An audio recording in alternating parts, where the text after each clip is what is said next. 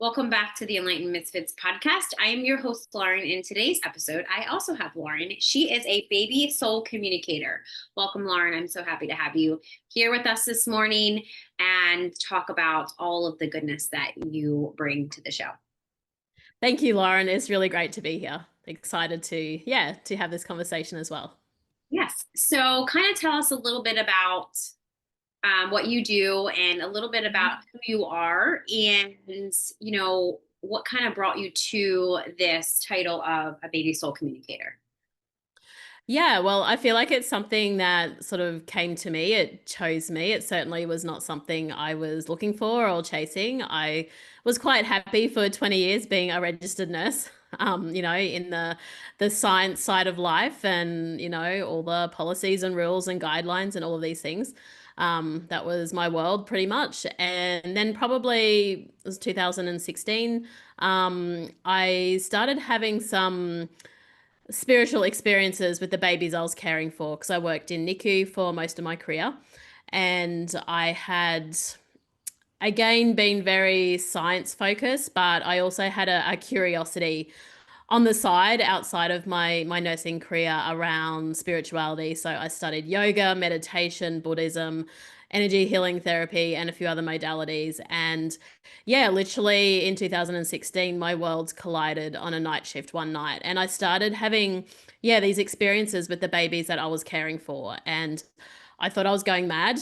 I thought I was crazy because it was, I liked the science world, and I liked my worlds being separate. So I wasn't sure what to do with this information. I was seeing things, feeling things, hearing things. So I just ignored it. And I ignored it for probably a year. And then I thought maybe I should start listening to this because it's not going anywhere.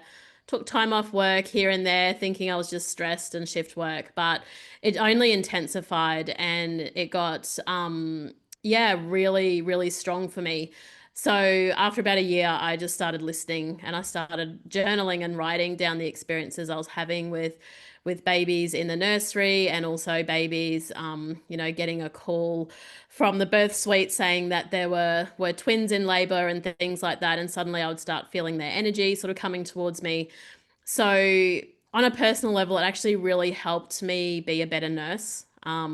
It helped me be much more holistic in my approach with caring for babies and also understand them on a much deeper level.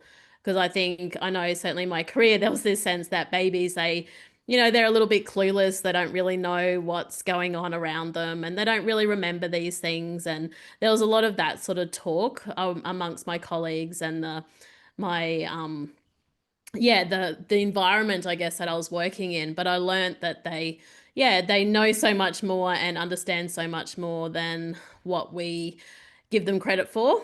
And so I stopped working as a nurse in 2021, end of 2021, early 22, because the hardest thing about not only being a registered nurse, but having these other experiences is that I couldn't share the information that I was receiving from these babies. And even though it was interesting to me, I couldn't share it with those who needed it most, which was obviously their parents. And so, yeah, being in the hospital, it wasn't, I certainly couldn't come out and say any of these things. So, after I left the environment, I was then able to, yeah, to share it with the mothers and the parents of these babies, which has been much more fulfilling and much more effective, really, for what they're trying to say and what they're trying to do with that information. So yeah, that's kind of me in a nutshell, I guess. I was gonna say I love your story. When I was like looking up your all of your like bio and stuff, I was like, oh, I feel like we have some type of connection because it's very your story is very similar to mine. Now I wasn't a nurse, but I did high risk OB, and I always felt like them in the womb, I could feel their energy. Like Hmm. a lot of ultrasound techs were like, "Oh, this baby's being difficult," and then I would always say, "Well, just can't like breathe and try to talk to them, like literally talk to them." And then it's like they can hear. I mean, obviously they can Yeah. hear, So it's like Yeah. it was so much easier when I was like, oh, I can just say, hey, baby, move, or like, you need to get a certain picture or whatever, and Hmm. they can feel that. They also can feel that you're getting frustrated with them, like you're bothering them, like Yeah, they're not asking you to take pictures of them.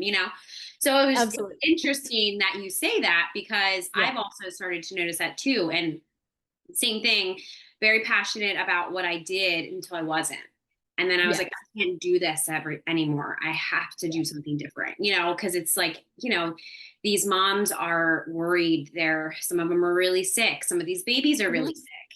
So Hmm. it's like, hear me bringing my energy, like just not knowing what I want to do with my life. So it was a Yeah. huge life-changing experience too. One of my first near-death experiences happened and I Hmm. was like, okay, I got to look at my life a little bit different. So I want to kind of Yeah. talk about your like near death experience, why you were whitewater rafting in Africa. Can you kind of take us a little bit through that journey if you're open to that and Yeah. change your perspective on life and death in this whole path?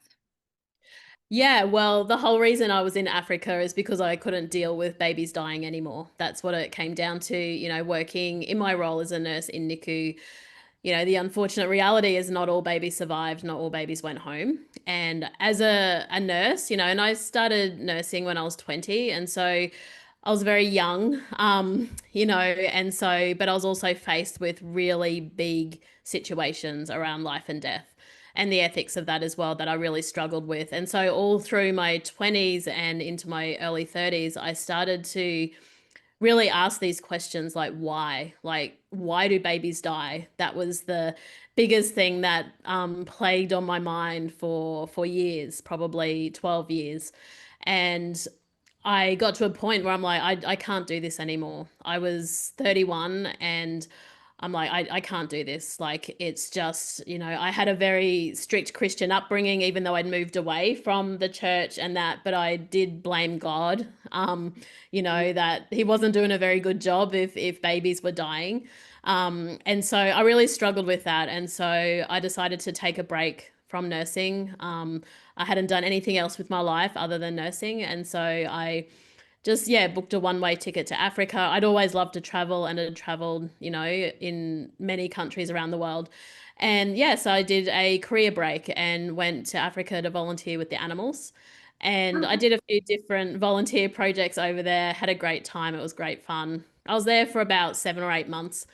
And towards the end of it, I decided I was doing an overland safari, which I tended to do the traveling between the volunteer projects. And yeah, I went whitewater rafting this day and I just had a funny feeling about it. I'd been whitewater rafting in New Zealand before and it was fun. And so that's why I thought, well, I'll do it in Africa. The opportunity came up. But yeah, I just had this funny, unsettled feeling when I was walking down the ravine, I guess, sort of into the river.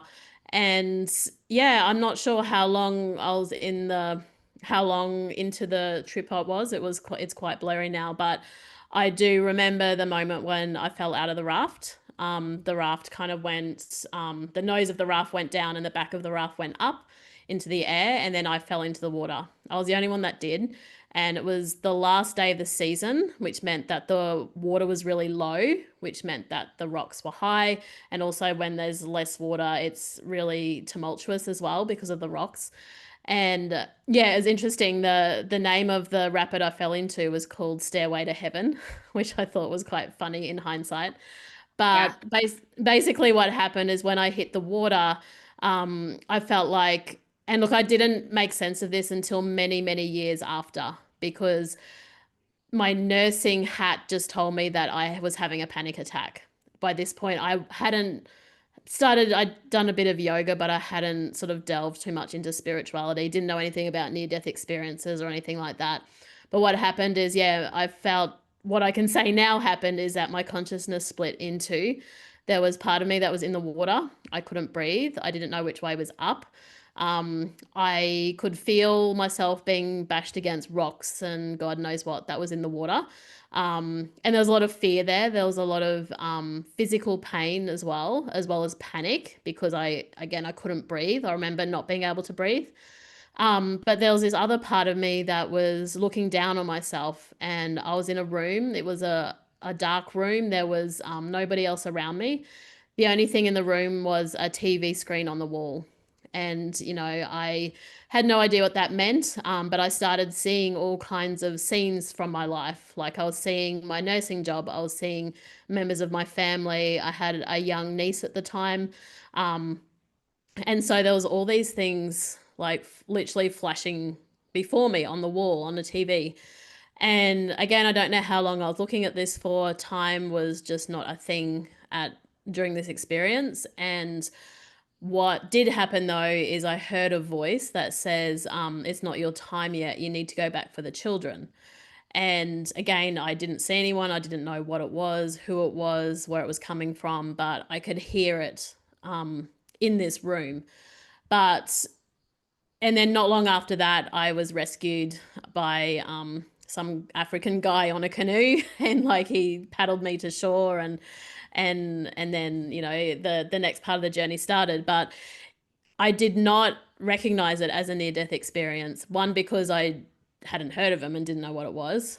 Two, it was even a couple of years after the fact when I'd heard more about, I guess I was getting more into spirituality and was learning more about, and hearing about near death experiences. And, I'd heard about like the white light and God and long lost family members and the tunnel of light and all of these things. And again, I never put two and two together because that was not my experience. And it was awful. It was not blissful at all.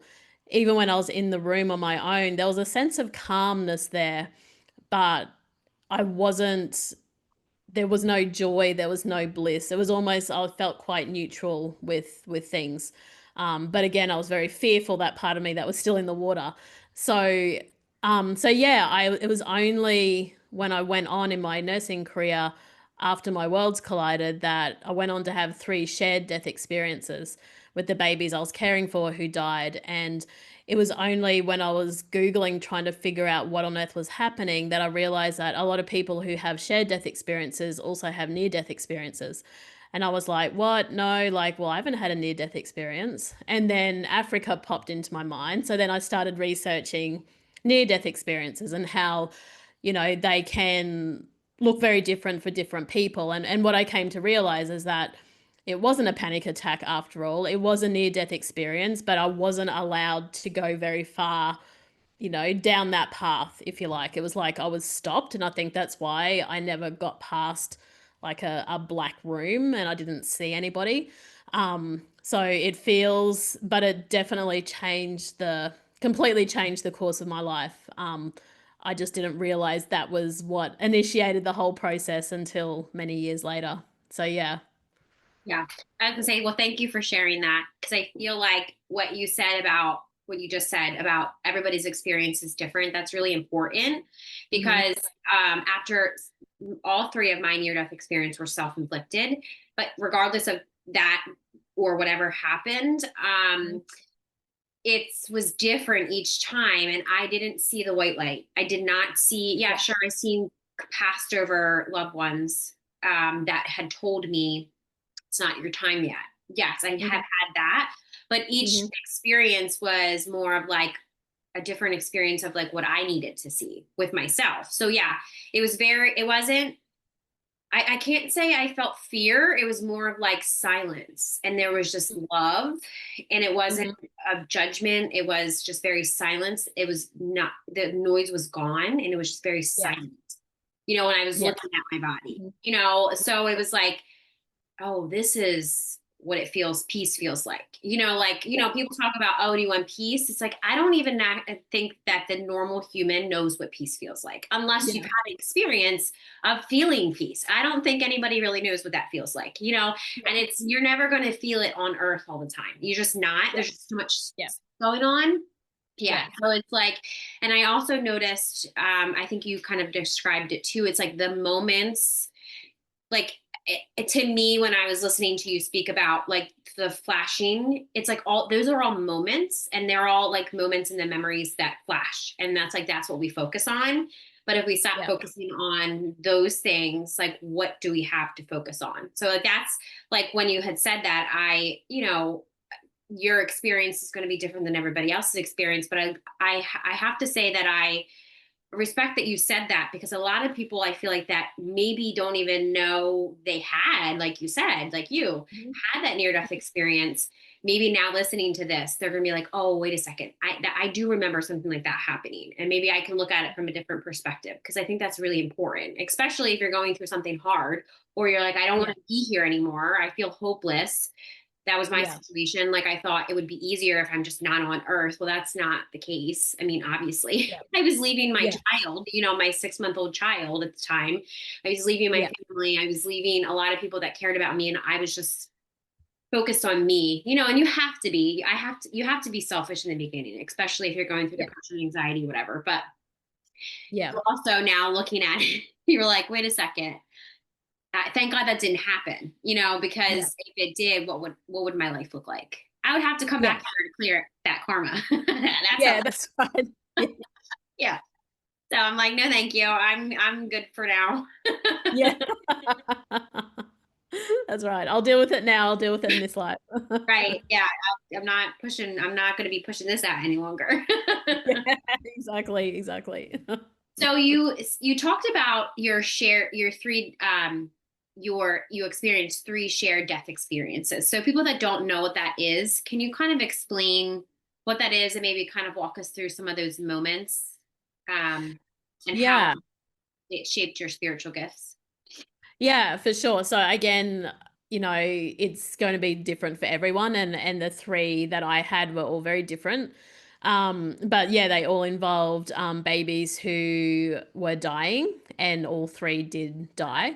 Okay. Um, and one No, all three were quite expected as well, so they weren't complete surprises.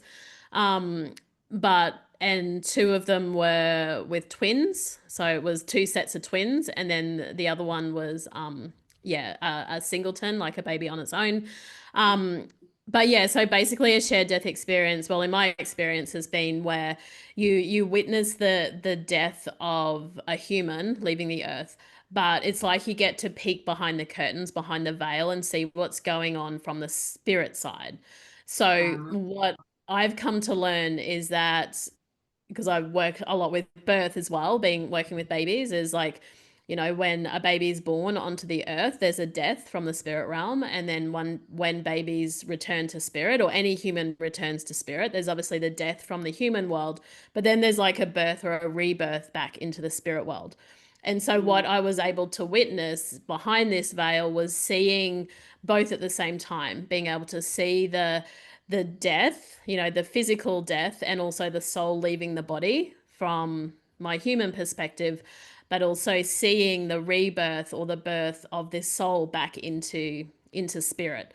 And so they were really powerful and also incredibly joyous, like literally celebrations, which is really hard as a human witnessing yeah. parents, watching their baby die. It was really hard to be able to hold both. Energetically, it was very intense, and emotionally, it was very intense as well. So yeah, and as far as like these three different ones, um, yeah, the first one that I had was actually a green light that I first saw around the mother. I don't tend to see auras normally. I tend to, yeah, feel a lot more and hear things, but visual in other ways, but not necessarily with auras and light and that sort of stuff. But yeah, the first thing I did know that this baby wasn't well. I wasn't actually physically caring. I was just on the shift with that baby that day. And what happened is, like, I saw this in my mind's eye. I saw this green light come and just completely surround the mother.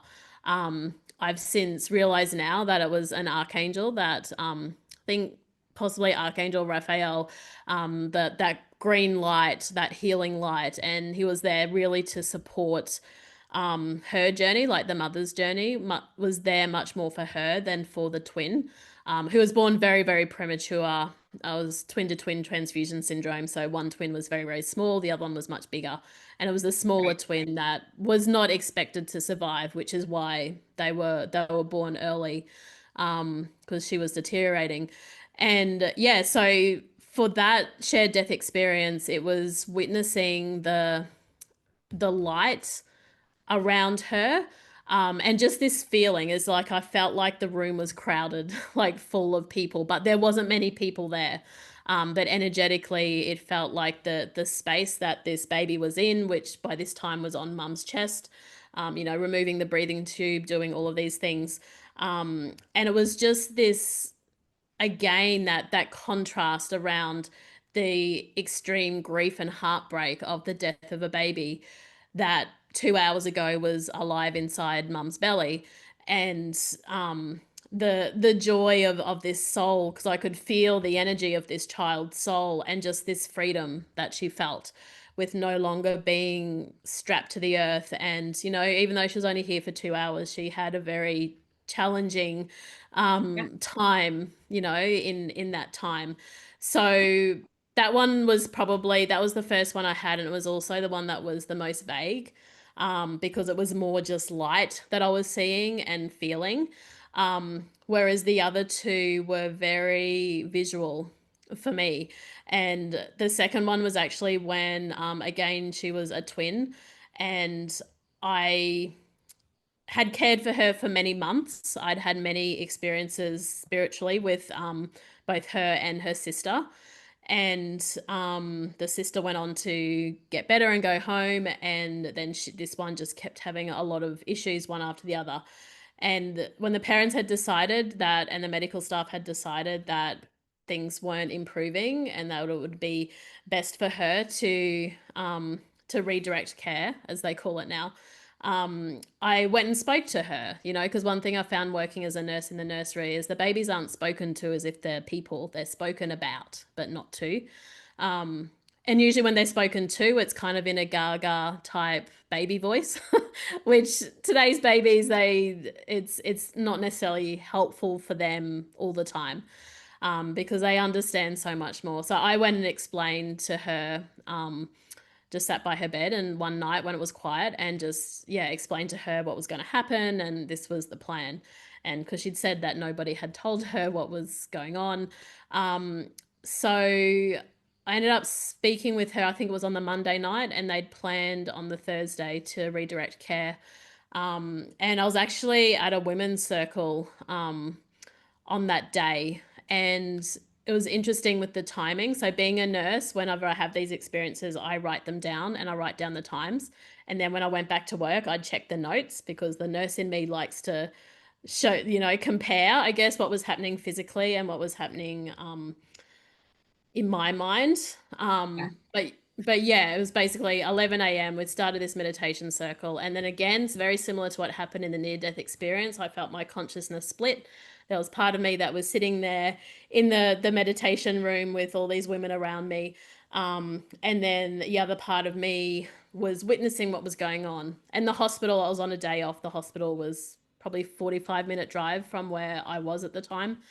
And with her, I found and again, it's really hard to describe when you have these experiences. We just don't have the language to describe the experience. But the best way I can describe it is that, I guess more of me was witnessing what was going on at the hospital, even though I could still feel myself in the room, the meditation room. And I felt um the heaviness of this baby, because she'd been in the nursery for months. And then suddenly I see myself, me as I was at the time, in human form, but also in a much lighter energy. So I don't know if it was my my energy field, my light body, whatever it was. And I saw myself holding her up, because it's like the beings couldn't reach her and she couldn't reach them because of the density that she had been through. So I saw myself holding her up, and then I saw angels come through and literally take her body. And it only lasted like sort of a few seconds here and there. It's like I'd have a few seconds and then it would go quiet, and then I'd have a few seconds and then it would go quiet. So yeah, and that was, I mean, there's a lot more to it, but just to to try to keep it concise. Yeah. And then when I went back to work a couple of days later, I took my notes, and yeah, it was at 11 o'clock. Things started progressing, and by the time of the last vision, which I think for me was around 1, um, just after lunchtime, yeah, was when they called like the time of death. So basically the different experiences that I had lined up with the different phases of, you know, withdrawing intervention from this baby. Um, and then the third one was with a very tiny prem, also a girl. They've all been with baby girls, who actually came to me the night before. I'd been on days off, so I didn't know what was going on. I didn't know what was happening. But she came to me and she said, I'm going to die tomorrow, and I want to be outside. And I'm like, okay, that's nice, but how on earth am I going to share that with my colleagues when I rock up at work tomorrow? Um, Right. Yeah. and I'm like, this is really weird. And I just thought, you know, okay, I didn't know what I was going to do. I'd been on days off. I didn't know what was happening.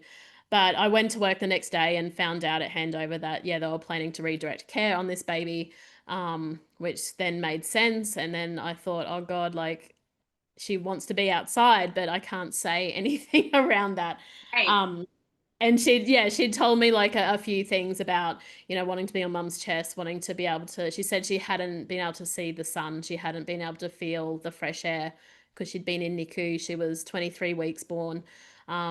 So she was tiny and yeah, didn't get to go outside. And she said that's all she wanted to do on her life here. So yeah, so it was about mid-morning, I think, from memory, and I wasn't looking after her, I was looking after another baby.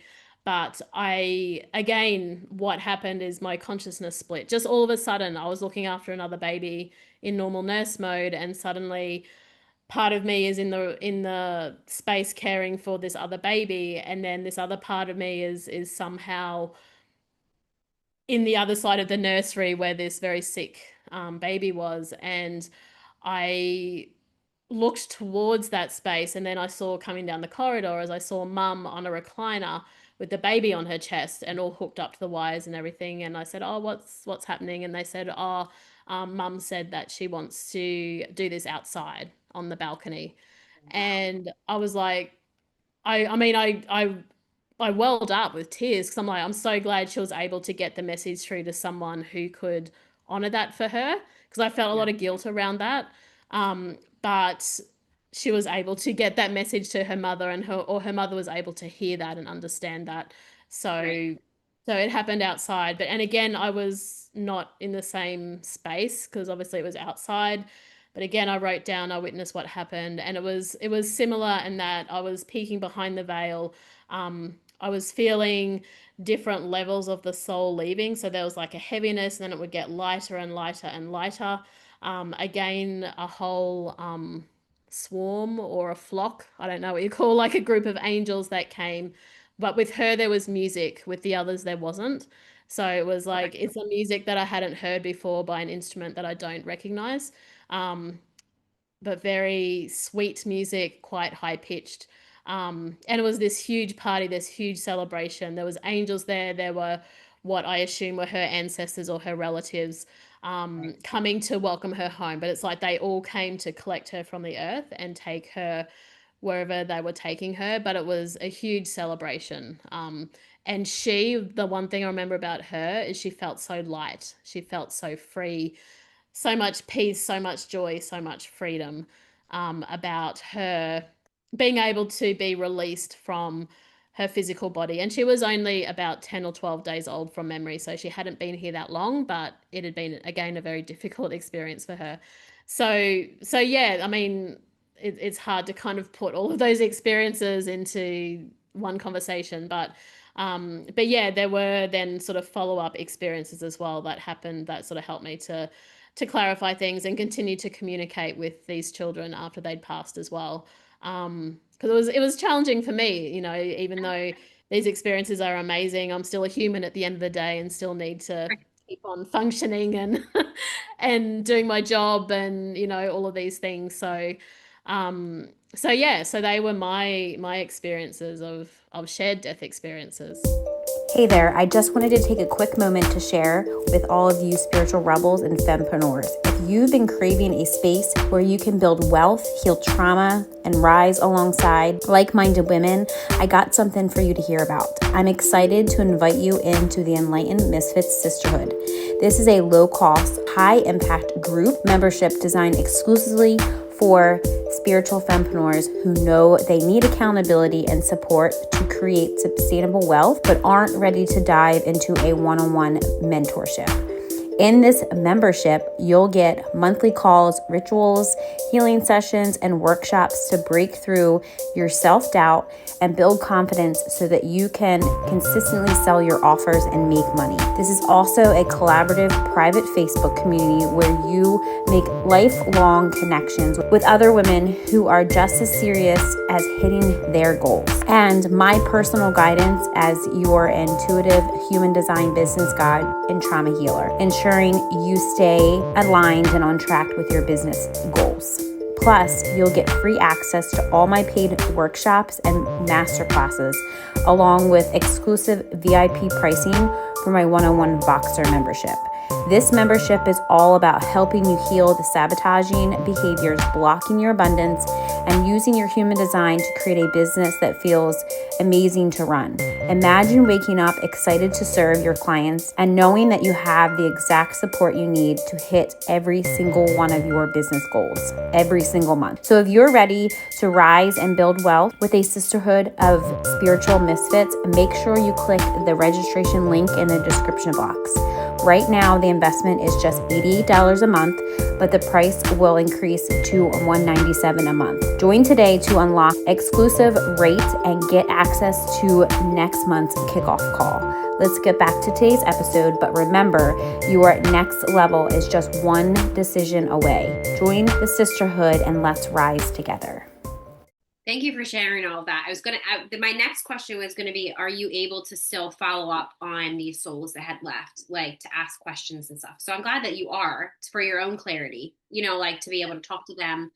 Because I feel like too, and now when I'm hearing you talk, there's actually more than normal amount of babies leaving, and I don't know if it's because it's not their time or whatever. They're only here for a short time. They're here to teach a certain lesson. They're here to teach grief, guilt, whatever it is, shame, whatever it is, to teach their parents or like what they chose, like the contract.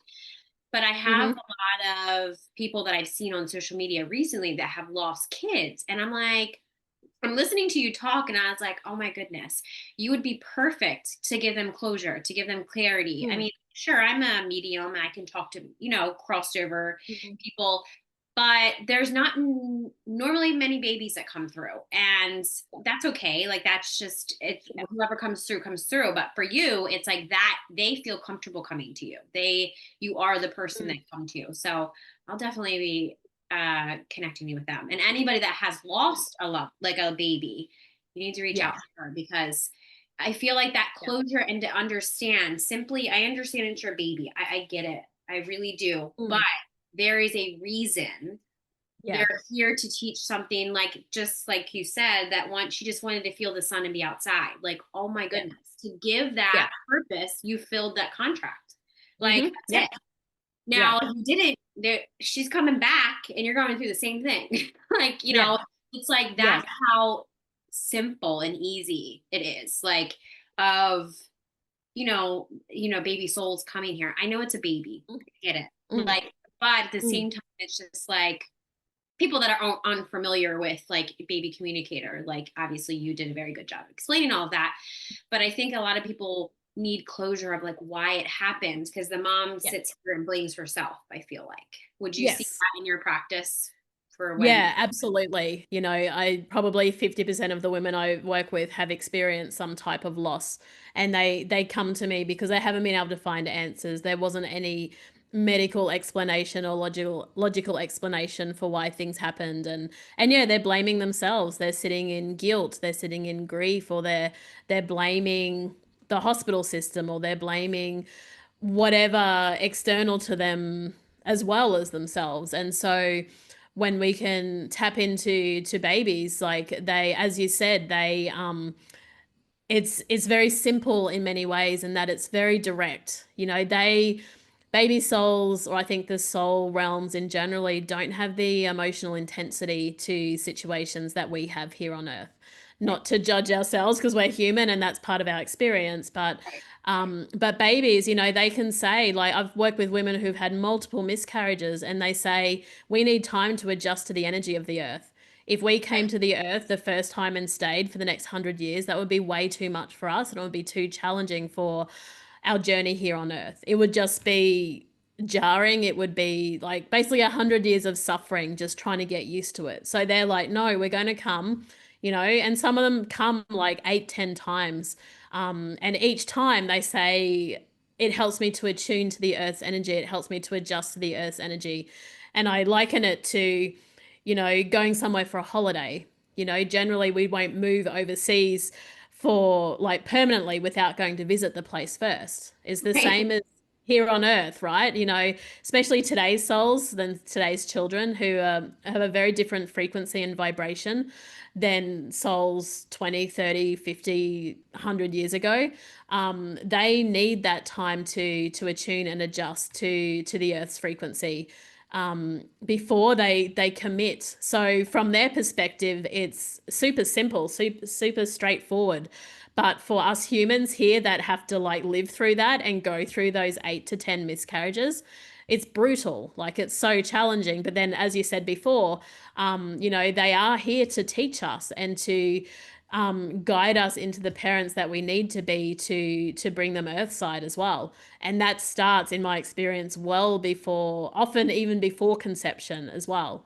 So it's, again, it's a bit of a juggling act, because yeah, we need to honor the human experience, but this soul perspective can really help to lighten the load and soften the edges of some of these really brutal experiences.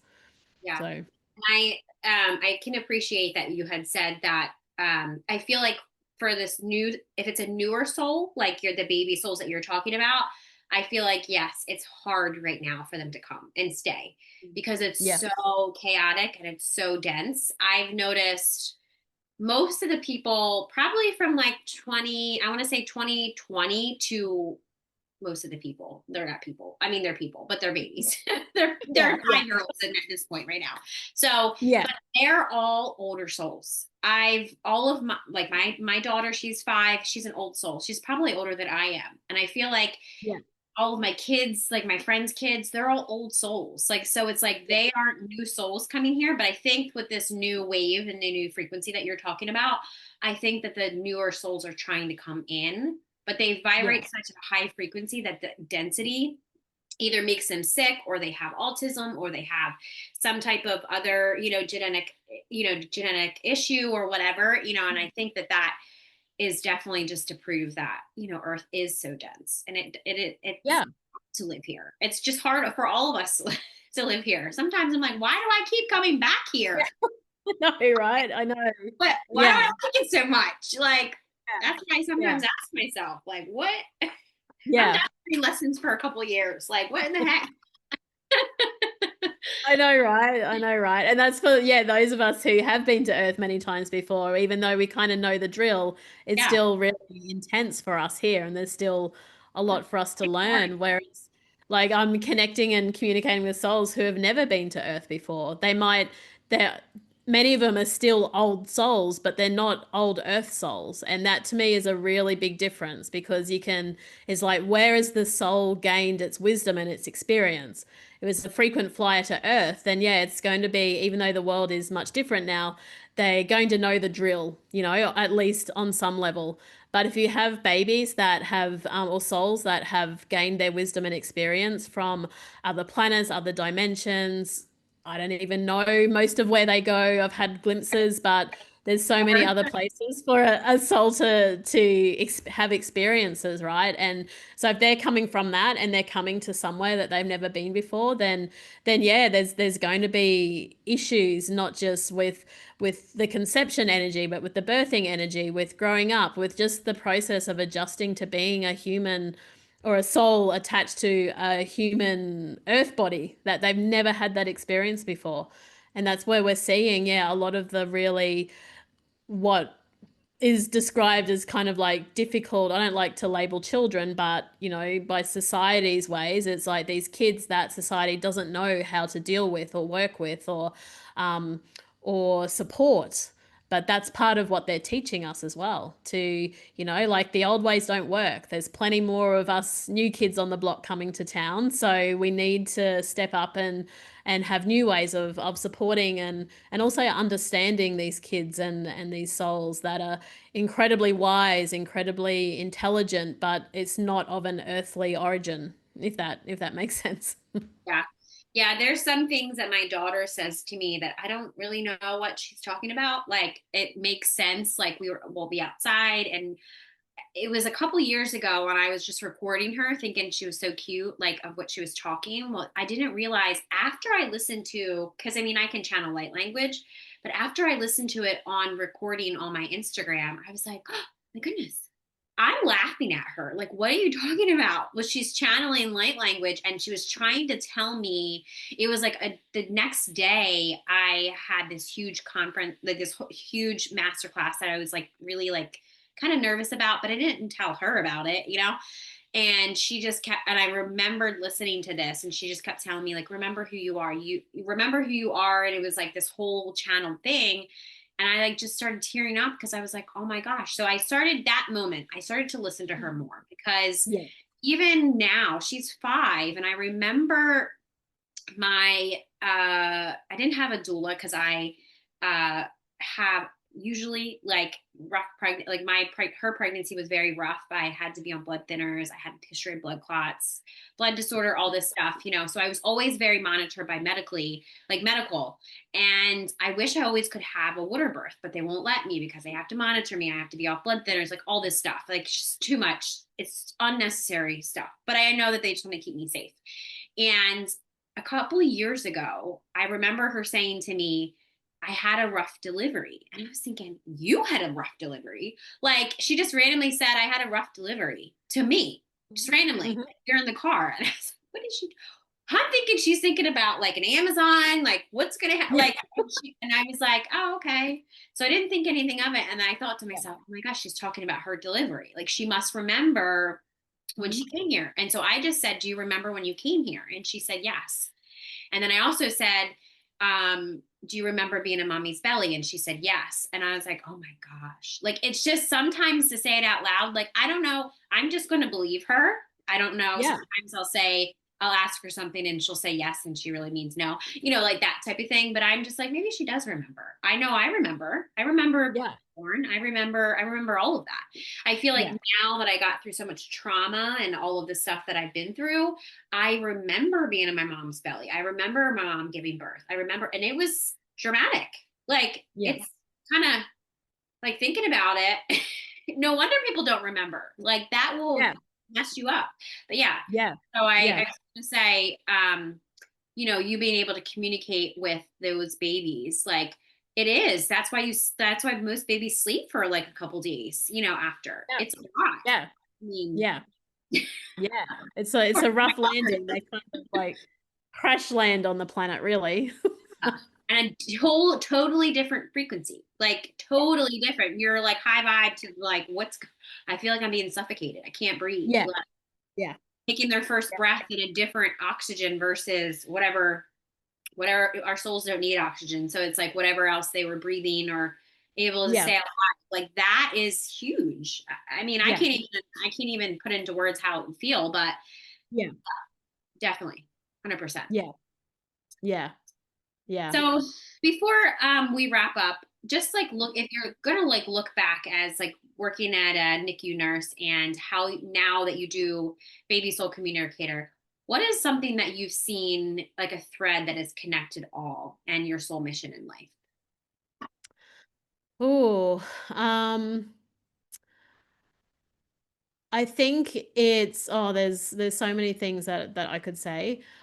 The first thing, or there's two like that are coming to mind. One is um well, I'll say this for me, it's been one of my big lessons is like stop trying to make the unknown known, or stop trying to make the uncertain certain. Um, and this goes for all areas of life, but working a lot with women who are trying to conceive, and there's this era of instant gratification, and we know straight away because we can just Google it and things like that. Whereas today's babies and today's souls thrive in the unknown. That's where creation happens. That's where the magic happens, is in the unknown. And one of the other thing that I felt to mention is like with today's children, especially those who are coming to Earth, is they want to be welcomed, they want to be invited, they want to be um, called to the earth to be given an opportunity to have a life here. They don't want to be grasped at, they don't want to be pulled at, they don't want to be pulled from the ethers and saying, I'm ready now, you must come now, why aren't you here yet? And I don't say that as a judgment. I say that as like from the perception of today's children, because they, like all of us, we chose to come to the earth, even though we may question that at times, but we all made that decision to come. And we all came in with, as you mentioned earlier, around things to do, karma to work through, healing to be done, patterns to unravel, like all of these things, whether it's on an individual level or a collective level or both. And it's really important. Like babies always say to me, like the common thread is that, we want to be seen as the wise, mature souls that we are. And to be recognized for that and to be acknowledged for that, and to, yes, they crash land here on the earth and we need to teach them how to be little humans, but these souls, especially these higher vibe ones, they're going to be teaching us a whole lot more than what we will ever be able to teach them. And that's something that they'll say over and over again, not from a place of ego, but just from a real like, it's like they're saying it's time, planet Earth, to shift your beliefs and your thoughts and your actions and your behaviors around these kids, around children, and how they're seen and heard and treated. So, and they just want to be seen as that, as autonomous beings who have planned their own journey here that goes well beyond their family of origin. All of us, we've planned our lives here, and it's like our family of origin is just like a piece of that puzzle, but our whole puzzle is so much bigger than that.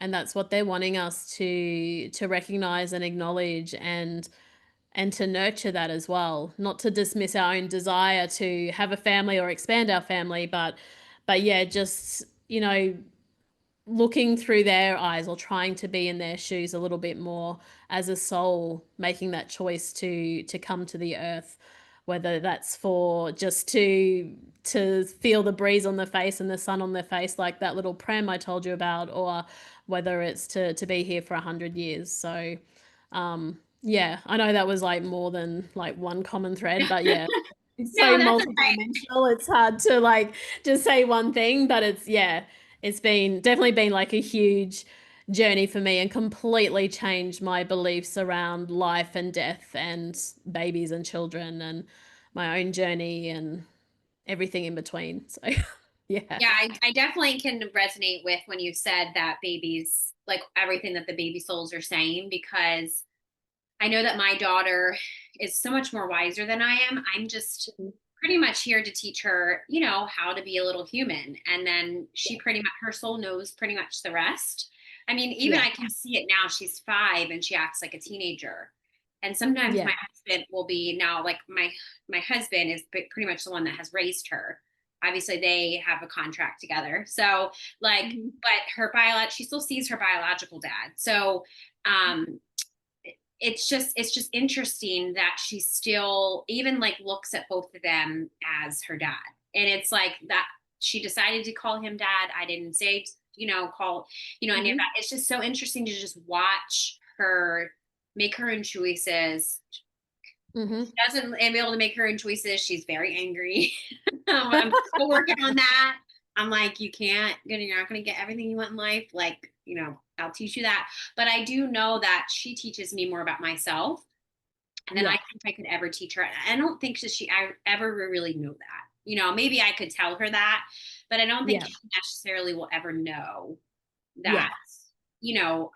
I know that I teach her a lot, and I, kept her open to, like, you can have your own beliefs. You can believe whatever you want to believe. Like, I'm just going to help you believe what I know. I don't know everything, all this stuff. So it's like, definitely, I feel like I at least fulfilled that purpose.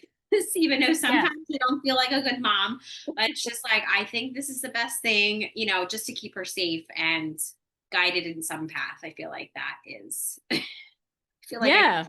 I'm not going to say, I don't think any of us moms have mastered any of that, but I feel Yeah. like, Yeah. if her soul was not happy, I think I probably would know. Yeah, that's it. And we need to remember that these children, she chose you to be her mother and Yeah. to bring her into the world, and and everything that would involve. We forget that as babies they hang around us for years, possibly decades before they come, and so they know what they're coming into. Like, they know us, I think, better than we know ourselves in many ways, especially when they're still in spirit. So it's like, I'm hoping that helps to like take some of that pressure and that guilt off as well, because it's like, no, they knew you before they came, and so they know, to some degree. They don't know everything and how everything's going to pan out, but they're going to have a fair idea of the trajectory of their journey with the parents that they choose. There's not a lot that's unexpected, especially the big things. Little things day to day, yeah, they're figuring that out as they go. But the big things, whether it's around relationships or parents, or relationship breakdowns, I mean, and having step parents and all these things, like they know that before they come. It's just how it's going to unfold is their experience. So yeah. I was going to say, for my daughter, she was the reason why I left my abusive relationship. So it's like, Mm. and to be honest, I don't know if I would have left if I didn't have Yeah. her, Mm-hmm. So it's like, she helped me for the longest time. I did it for her until I started to work on myself. Then I started doing it for me. And then it's for me, and for her Yeah. too. But it's like, at the Yeah. same time. And I think a lot of people are going through that right now. So it's like, Yeah. there's so many babies coming here because most of the times, more than not, a actual child, another baby, it's like, I'm not doing this. I will not raise a child like this. I feel like that empowers men, women, whoever. If it's a man that's being abusive or being abused by a woman, goes both Mm-hmm. ways, you know. Yeah. Um, Leaving a relationship just so they can heal and for their kid, because then that pattern continues, and it's like that generational pattern continues. And I feel like I was here to break that, and I needed to break it. It's like Lily had helped, with that. So yeah, I definitely believe that she knew what she was getting into. I tell her that all the time. I'm like, you knew you were coming here. She's like, what are you talking about? Like, she just says random stuff, too. But she always says my head. This is her new thing lately. She's like, my head is very powerful. I know what you're thinking. I'm like, oh God. Where are you getting this stuff from? I'm like, oh my God. Don't tell normal people that, because they're going to think you're crazy. You're 5. They're going to be like, wait a second. What's your mom telling you? Like, oh God. Yeah. We're going to be evaluated soon. Yeah. Oh no. Well, thank you so much for joining us on today's episode of the Enlightened Misfits podcast. If you enjoyed today's episode, don't forget to subscribe, leave a review, and share this with somebody that you feel that will gain knowledge from listening. And make sure you check out, if you're watching this over on YouTube, make sure you check out all of Lauren's links in the description box, and connect with her on social media, and reach out to her if you want to have a session. Stay tuned for more captivating conversations in the future. I hope you have an amazing rest of your week, and I will see you next week.